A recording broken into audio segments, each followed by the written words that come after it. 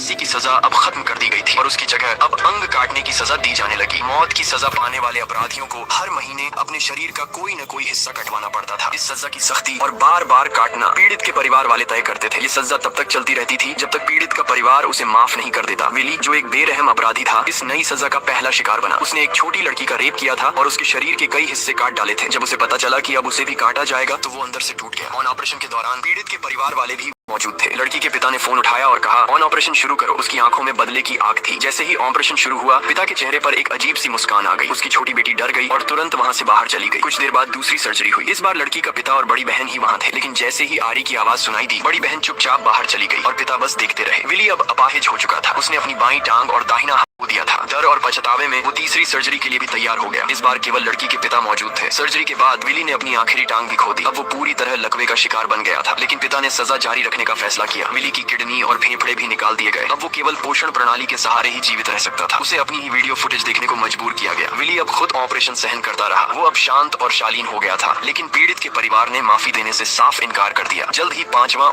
आया। इस बार विली के जननांग काट दिए गए। उसने एक भी आंसू नहीं बहाया और कुछ नहीं कहा। पीड़ित के पिता छठे ऑपरेशन को भी बिना किसी भावना के देखते रहे। इस बार विली के कान, नाक और जीभ की नोक काट दी गई। बचे हुए बाल भी लेजर से हटा दिए गए। इसी वक्त पीड़ित के पिता ने आखिरकार माफी का खत साइन कर दिया। विली अब अस्पताल के बिस्तर पर पूरा लिपटा हुआ और थका हुआ पड़ा था। पिता का चेहरा उलझा हुआ था। वो धीरे से मुड़ा और वहां से चला गया। आखिरकार